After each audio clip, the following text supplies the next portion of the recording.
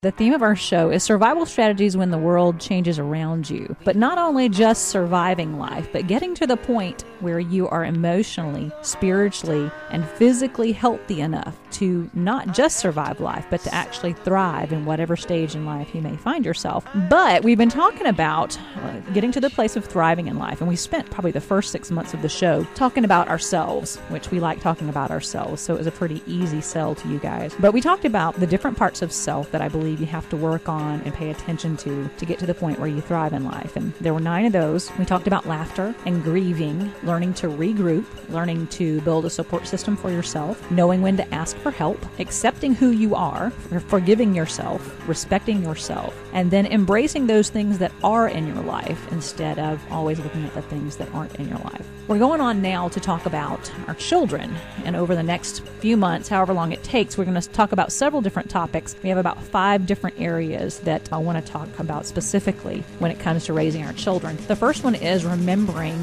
that our children are very resilient. 2 is making a conscious effort to be present when your children are at home with you. Number 3 is making their friends love you. Being respected by them and your friends is very important. Asking questions that lead to a conversation with your children. So not be afraid to give guidance to your children. Always be the parent first, friend second, but you need to be both.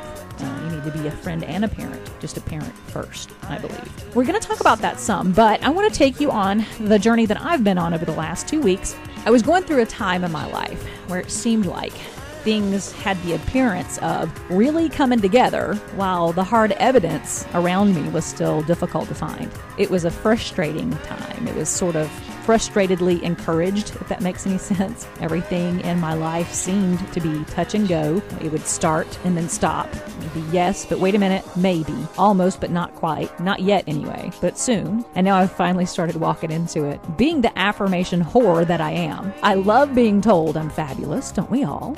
But I was asking myself, where is the fabulosity in my life to match what I'm being told? I mean, sure, I can sing. I take a pretty picture. I can write little notes and ditties to make you laugh and cry. I can run my mouth on the radio, but I felt like at that point, so far, what does it come to?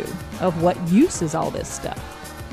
And then a voice from my past came piercing through my questions. Having been married to a minister for 14 years, we worked with a lot of youth during that time, and many of them are still in my life today. I call them all my starter children. I practiced being a parent on them before I could ruin my own, so hopefully I just ruined other people's children, and now I have all the necessary information to make mine awesome, so you're welcome, guys. But many of those kids are in my life today as grown-ups, which is a very cool thing, and I'm not sure there's anything that touches me more deeply than when one of those kids comes back as an adult and tells me what effect I had on them. Now that I have divorced said minister and live a completely different lifestyle as a somewhat progressive, pithy, I would say modern single mother, there are many people who could judge me and who have judged me. And I'm often misunderstood by people on all sides of the religious coin. This particular day, a beautiful young woman's words cut straight to that place within my heart that needed a touch of encouragement. And what she wrote to me was,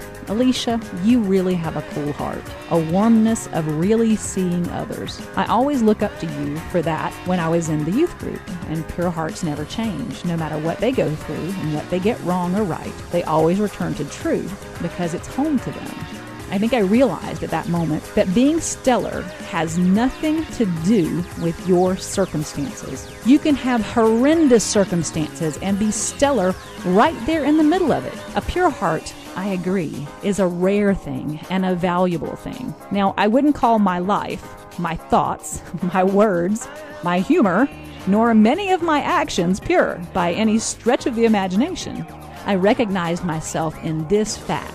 What my heart longs for is a pure truth, a clear understanding, to see things as they genuinely are, and to see people as they authentically are, to know and to do what is right, and to love people within that context. I finally know who I am and what I want, not in material things, but in this personal place within where many people get lost. It's this inner life that can be so rich or so very impoverished depending on what we develop within ourselves. My spirituality is a natural part of my life, and I just have to embrace that. I don't have to justify anything about my life to anyone. I just have to live it and trust this heart that I've been given to guide me in the right direction, because I know what it wants and I know what I want is good.